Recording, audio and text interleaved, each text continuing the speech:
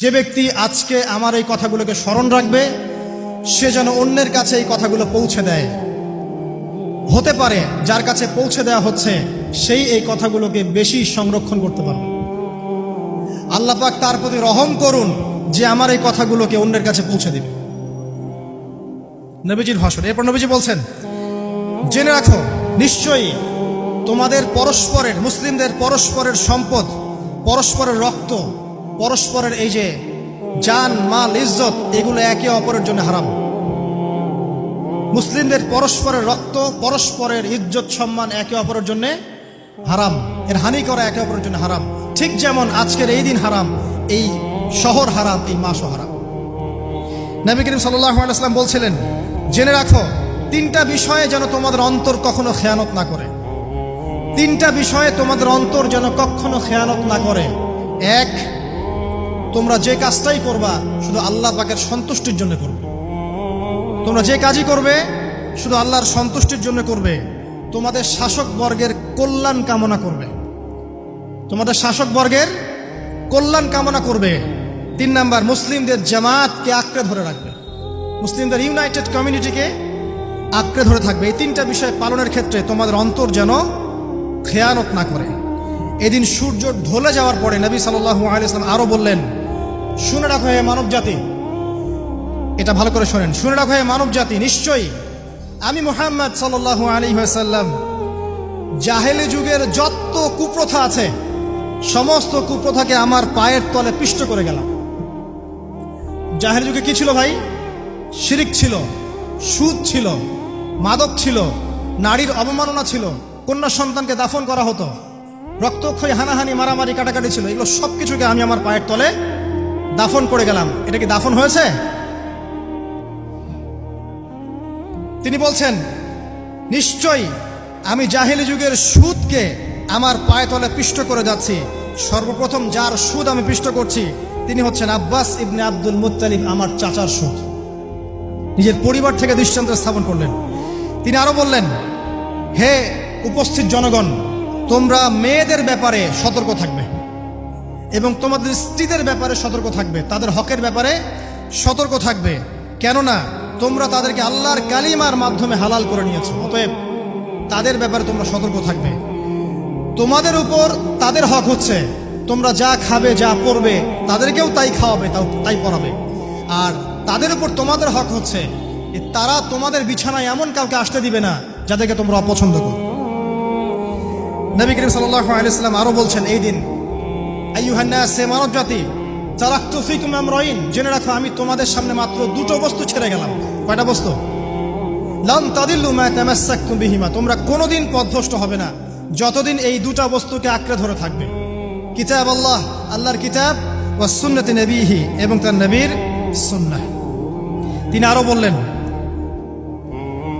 আল মুসলিম, জেনে রাখো প্রকৃত মুসলিম সে ব্যক্তি, মান সালিমাল মুসলিমুনা মিন লিসানিহি ওয়া ইয়াদিহি, যে ব্যক্তির হাত এবং জবান থেকে অন্য মুসলিম নিরাপদ থাকে সেই ব্যক্তি হচ্ছে প্রকৃত মুসলিম।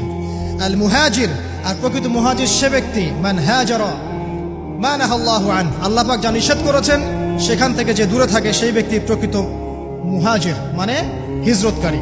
তিনি আরো বললেন, মনে রেখো আমি তোমাদের সবার আগে হাউজে কাউসারে চলে যাব, সুবহানাল্লাহ, এবং সেখানে আমি তোমাদের জন্য অপেক্ষা করতে থাকবো। অতএব শোনেন, অতএব তোমরা আমার চেহারাকে কালিমালিপ্ত করো না, মানে আমার চেহারায় কালিমালিপ্ত করো না, আমার নাম নষ্ট করে দিও না। আমি তোমাদের সংখ্যাধিক্য দেখে আল্লাহর কাছে গর্ব করব, আমাকে তোমরা অপমানিত করো না। আজকে কি আমরা তার দায়িত্ব পালন করে উম্মাহ হতে পেরেছি? নবীজি বলেছেন, তা আমার চেহারাকে কালিমালিপ্ত করো না, সুবহানাল্লাহ। তিনি বলছেন, ওই সময় কিছু মানুষ থেকে আমি মুক্ত হয়ে যাব আর কিছু মানুষ আমার থেকে মুক্ত হয়ে যাবে। বলা হলো, কারা ইয়া রাসূলুল্লাহ? তিনি বলছেন, আল্লাহ পাককে আমি বলবো, ইন্নাহুম মিন্নি, হে আল্লাহ এরা আমার উম্মাহ, এরা আমার উম্মত, আমার সাহাবী। আল্লাহ পাক বলবেন, ইন্নাকা লা তাদরি মা আহদাসা বা'দাক, তুমি জানো না হে নবী, তোমার মৃত্যুর পর এই মানুষগুলো, পরবর্তী মানুষগুলো তোমার দিনের মধ্যে কত বেদাত সংযোজন করেছিল। তিনি আরো বলেছিলেন, হে জনগণ, জেনে রাখো প্রত্যেক পরিবারের জন্য প্রতি বছর একটা করে পশু জবাই করার বিধান, প্রত্যেক পরিবারের জন্য সামর্থ্যবান পরিবারের জন্য প্রত্যেক বছর একটা করে পশু জবাই করার বিধান রয়েছে। তিনি আরো বললেন, মনে রাখো একজনের অপরাধের শাস্তি আর একজন কখনো পাবে না, আর বাবার দোষে ছেলে কখনো দুষ্ট হবে না, ছেলের দোষে বাবাও কখনো অপরাধী হবে না। তিনি আরো বললেন, জেনে রাখো হে মানব জাতি, নিশ্চয়ই শয়তান এই বিষয় থেকে নিরাশ হয়ে গেছে যে তোমরা শয়তানের ইবাদত করবে। শয়তান নিরাশ হয়ে গেছে, কিন্তু শয়তান নিরাশ হয়নি একটা বিষয় থেকে, যে তোমরা একে অপরে হানাহানি কাটাকাটি ফিতনা ফাসাদে ব্যস্ত থাকবে, যেমনটা এখন আমরা করছি। আমরা কিন্তু সরাসরি কখনো শয়তানের ইবাদত করছি না, করছি? মুসলিমরা এখন পরস্পরে হানাহানি কাটাকাটি ফাসাদে লিপ্ত আছে। তিনি আরো বললেন যে একজন মুসলিমের জন্য হালাল নয় অন্য মুসলিমের সম্পদ আত্মসাৎ করা, যতক্ষণ না সে স্বেচ্ছায় খুশি মনে তোমাকে সম্পদ প্রদান করে। অতএব তোমরা একে অপরের প্রতি জুলুম করবে না। তিনি আরো বললেন, সাবধান, আমার ইন্তেকালের পরে তোমরা একে অপরের গর্দান উড়িয়ে কাফের হয়ে যেও না। সাবধান, আমার ইন্তেকালের পর তোমরা একে অপরের গর্দান উড়িয়ে কাফের হয়ে যেও না। তিনি আরো বলেছেন, একজন মুসলিম আরেকজন মুসলিমকে গালি দিতে পারে না। যদি একজন মুসলিম আরেকজন মুসলিমকে গালি দেয়, এটা হচ্ছে ফাসেকি। এবং একজন মুসলিম যদি আরেকজন মুসলিমের সাথে যুদ্ধ করে, এটা হবে এক প্রকার কুফরি। তিনি আরো বলেছেন, হে জনগণ, জেনে রাখো আমার পরে কোনো নবী নেই, আর আমার পরে তোমরা ব্যতীত আর কোনো উম্মত নেই। এর চেয়ে স্পষ্ট কথা হতে পারে? আমার পরে কোনো নবী নেই, আর আমার পরে তোমরা ছাড়া কোনো উম্মত নেই। তাহলে আমরা যখন নতুন নতুন নবী বানিয়ে নিচ্ছি, কোনো কোনো ক্ষেত্রে বলছি একজন ব্যক্তি ছিলেন, সে নিজে ঈসাও ছিল, সে মাহদিও ছিল, সে নবীও ছিল। নাউযুবিল্লাহ। এবং দিন দিন মানুষ এই খাতায় নাম লিখাচ্ছে।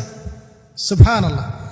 সর্বশেষ তিনি বললেন যে যদি তোমাদের উপরে, হে মানব জাতি জেনে রাখো, যদি তোমাদের উপরে একটা নাক কাটা কালো কুৎসিত কোনো আমির বা শাসকও চলে আসেন, এবং সে যদি তোমাদেরকে আল্লাহর রাস্তায় আল্লাহর কিতাব সুন্নাহ অনুযায়ী পরিচালিত করেন, তোমরা অবশ্যই তার আনুগত্য করবে, তার বিরুদ্ধে বিদ্রোহ করবে না, তার আনুগত্য করবে। জেনে রাখো, শেষে তিনি বলেন, জেনে রাখো হে মানব জাতি, আজকে থেকে কুল্লুকুম মিন আদম, তোমরা সবাই আদম সন্তান, ওয়া আদামু মিন তুরাব, আর আদম হচ্ছে মাটির সন্তান। আরবের উপর অনারবের, অনারবের উপর আরবের, সাদার উপর কালোর, কালোর উপর সাদার, লালের উপর কালোর, অথবা কালোর উপর লালের কোনো রকম প্রাধান্য নাই।